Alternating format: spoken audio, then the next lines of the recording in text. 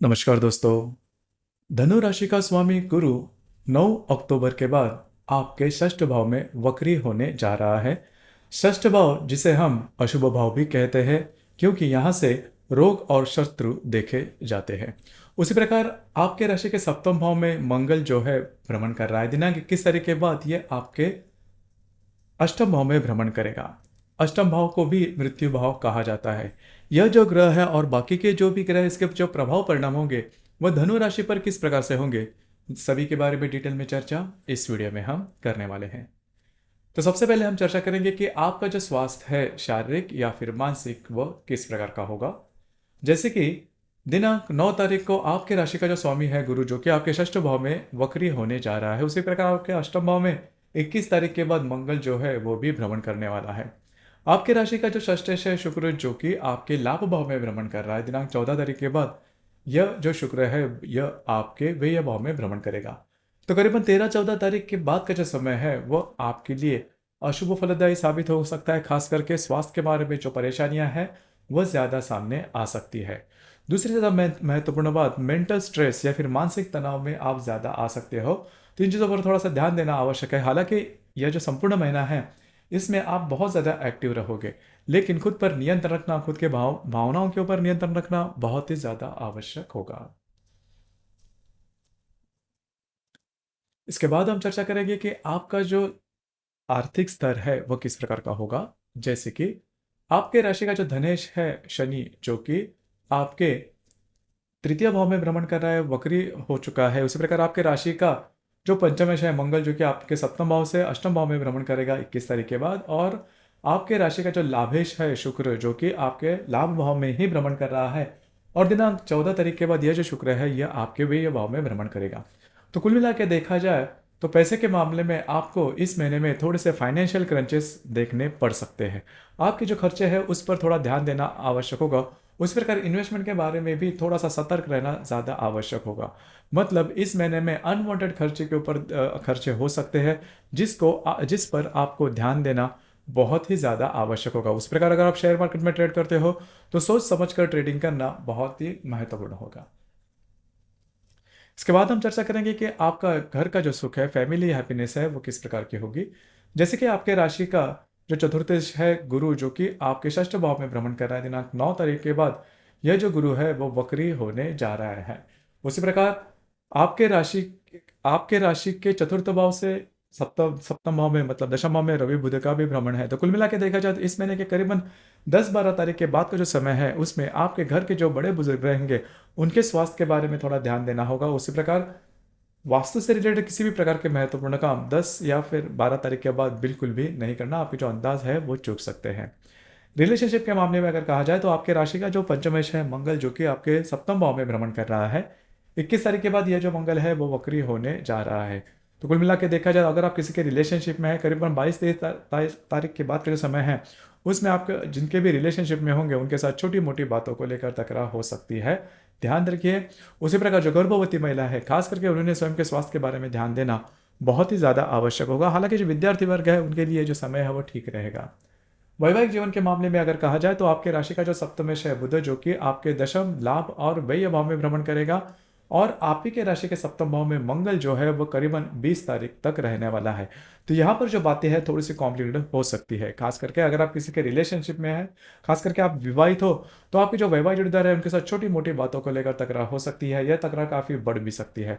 उसी प्रकार पहले से ही आप दोनों में कोई अनबन है तो इस महीने में वो जो अनबन है वो बहुत ही ज़्यादा देखी जा सकती है। हालांकि पिछले करीबन 10-12 दिनों में इसके आपने अनुभव लिए होंगे, तो इन चीज़ों पर थोड़ा सा ध्यान देना आवश्यक होगा। उसी प्रकार जो आपका जो भी करियर है उससे रिलेटेड अगर देखा जाए तो आपके राशि का जो कर्मेश है बुध, जो कि कर्म भाव मतलब दशम भाव में ही भ्रमण कर रहा है। 11 तारीख के बाद ये आपके लाभ भाव में भ्रमण करेगा और 30 तारीख के बाद ये आपके व्यय भाव में भ्रमण करेगा। तो कार्य क्षेत्र से रिलेटेड कुछ महत्वपूर्ण काम आपके इन जो संपूर्ण महीना है उसमें हो सकते हैं। उससे रिलेटेड कुछ अच्छे लाभ वगैरह भी मिल सकते हैं। तो इस महीने में जो बातें हैं वो इतनी अच्छी नहीं है आपके लिए, खास करके पैसे के मामले में और स्वास्थ्य के मामले में ध्यान देना बहुत ही ज़्यादा आवश्यक होगा। इसके बाद हम चर्चा करेंगे डे टू डे लाइफ में जो ग्रह योग है उसके जो प्रभाव परिणाम है वो किस प्रकार से होंगे। जैसे कि दिनांक 4 तारीख को शनि और शुक्र का त्रिकोण योग होने जा रहा है। शनि जो कि आपके तृतीय भाव में भ्रमण कर रहा है, जो शुक्र आपके लाभ भाव में भ्रमण करेगा, दोनों का त्रिकोण योग आपके लिए शुभ फलदायी साबित होगा। कुछ पेंडिंग लाभ, आपके जो काम रह गए हैं, नहीं हो रहे हैं, उससे रिलेटेड कुछ अच्छे काम आपके हो सकते हैं। आप बहुत ज़्यादा एक्टिव इन दिनों में नजर आ सकते हो। उस प्रकार दिनांक 8 तारीख को गुरु बुध का त्रिकोण योग होने जा रहा है आपके दशम और षष्ठ भाव में। उसी प्रकार मंगल शुक्र का भी त्रिकोण योग होने जा रहा है आपके सप्तम और लाभ भाव में। तो कुल मिला के देखा जाए तो 8 तारीख जो है आपके लिए फलदायी साबित होगी। खास करके कुछ अच्छे लाभ वगैरह मिल सकते हैं। कार्य क्षेत्र से रिलेटेड महत्वपूर्ण काम इन दिनों में आपके होने की संभावना काफी अच्छी बन रही है। आपके जो वैवाहिक जोड़ीदार है उनके साथ आपकी हारमोनी बहुत ही अच्छी देखी जाएगी। उनके साथ कहीं बाहर घूमना फिरना भी हो सकता है। दिनांक 14 तारीख को मंगल और रवि का केंद्र योग होने जा रहा है। उसी प्रकार हर्षल और शुक्र का प्रतियोग भी होने जा रहा है। मंगल जो कि आपके सप्तम भाव में भ्रमण कर रहा है, जो रवि आपके दशम भाव में भ्रमण करेगा, दोनों का केंद्र योग होने जा रहा है। ये दृष्टि अधिष्ठित केंद्र योग है। खास करके जहां पर आप काम करते हो, नौकरी करते हो या फिर व्यवसाय करते हो, वहां पर के जो लोग होंगे उनके साथ अनबन हो सकती है। वरिष्ठ जो होंगे उनके साथ भी इस प्रकार की बातें हो सकती है, तो खुद पर कंट्रोल करना आवश्यक होगा। उसी प्रकार हर्षल और शुक्र का जो प्रतियोग है यह आपके व्यय और षष्ठ भाव से होने जा रहा है। तो इस मतलब करीबन 14 तारीख के दरमियान किसी को भी किसी प्रकार की कमिटमेंट प्रोमिस वाली बातें बिल्कुल भी नहीं करना। आपको स्वयं के स्वास्थ्य के बारे में भी ध्यान देना आवश्यक होगा। इसी प्रकार दिनांक 15 तारीख को नेपच्यून और शुक्र का त्रिकोण योग भी होने जा रहा है। नेपच्यून जो कि आपके चतुर्थ भाव में भ्रमण कर रहा है, जो शुक्र आपके व्यय भाव में भ्रमण करेगा, दोनों का त्रिकोण योग होने जा रहा है। शुभ फलदायी यह योग है। खास करके इस दिन आपके घूमना फिरना ज्यादा आपके हो सकता है। आपके जो मित्र परिवार है उनसे आपको कुछ अच्छी सलाह भी मिल सकती है। दिनांक 22 तारीख को शनि और बुध का त्रिकोण योग होने जा रहा है। शनि जो कि आपके तृतीय भाव में भ्रमण कर रहा है, जो बुध आपके लाभ भाव में भ्रमण कर रहा है, दोनों का त्रिकोण योग आपके लिए बहुत ही ज्यादा शुभ फलदायी साबित होगा। आपके जो वैवाहिक जोड़ीदार है उनके साथ कहीं बाहर घूमना फिरना हो सकता है। कुछ अच्छे काम भी आपके द्वारा हो सकते हैं। इसी प्रकार दिनांक 28 तारीख को मंगल और नेपच्यून का त्रिकोण योग होने जा रहा है। नेपच्यून जो कि आपके चतुर्थ भाव में भ्रमण कर रहा है, जो मंगल आपके अष्टम भाव में भ्रमण कर रहा है, दोनों का त्रिकोण योग आपके लिए फलदायी साबित होगा।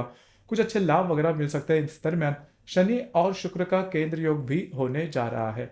शनि जो कि आपके तृतीय भाव में भ्रमण कर रहा है, जो शुक्र आपके व्यय भाव में भ्रमण करेगा, दोनों का केंद्र योग आपके लिए थोड़ा बहुत अशुभ फलदायी साबित होगा। खास करके आपको स्वयं के स्वास्थ्य के बारे में ध्यान देना आवश्यक होगा। उसी प्रकार दिनांक 30 तारीख को हर्षल और बुध का प्रतियोग होने जा रहा है। हर्षल जो कि आपके षष्ठ भाव में भ्रमण कर रहा है, जो बुध आपके व्यय भाव में भ्रमण करेगा, दोनों का प्रतियोग आपके लिए अशुभ फलदायी साबित होगा। डॉक्यूमेंट से रिलेटेड किसी भी प्रकार का काम इन दिनों में बिल्कुल भी नहीं करना। आपके जो अंदाज है वो चूक सकते हैं। इसी प्रकार दिनांक 31 तारीख को नेपच्यून और बुध का त्रिकोण योग होने जा रहा है। नेपच्यून जो कि आपके चतुर्थ भाव में भ्रमण कर रहा है, जो बुध आपके व्यय भाव में भ्रमण करेगा, दोनों का त्रिकोण योग आपके लिए शुभ फलदायी साबित होगा। खास करके आपके जो वैवाहिक जोड़ीदार उनके साथ कहीं बाहर घूमना फिरना हो सकता है। सबसे महत्वपूर्ण बात, कार्य क्षेत्र से रिलेटेड डॉक्यूमेंटेशन के बारे में कुछ महत्वपूर्ण काम इन दिनों में होने की संभावना बहुत ही अच्छी बन रही है। इसी प्रकार दिनांक 30 तारीख को इसी प्रकार दिनांक 2 तारीख को जो अमावस्या होने जा रही है आपके दशम भाव में, और जो पूर्णिमा है वह 17 तारीख को होने जा रही है। अमावस्या और पूर्णिमा के दिन रविचंद्र का जो आकर्षण होता है पृथ्वी के प्रति वो काफी ज्यादा पाया जाता है। इस वजह से हम बहुत ज्यादा स्ट्रेस में रहते हैं या फिर बहुत ज्यादा भावनातीत होते हैं, इमोशनल हो जाता है। इमोशन में लिए गए निर्णय चूकने की संभावनाएं ज्यादा बनती है। इस वजह से अमावस और पूर्णिमा इस महीने के 2 और 17 तारीख को किसी भी प्रकार के महत्वपूर्ण निर्णय बिल्कुल भी नहीं लेना। तो दोस्तों, ये था धनु राशि के लिए अक्टूबर 2024 का संपूर्ण राशिफल। धन्यवाद।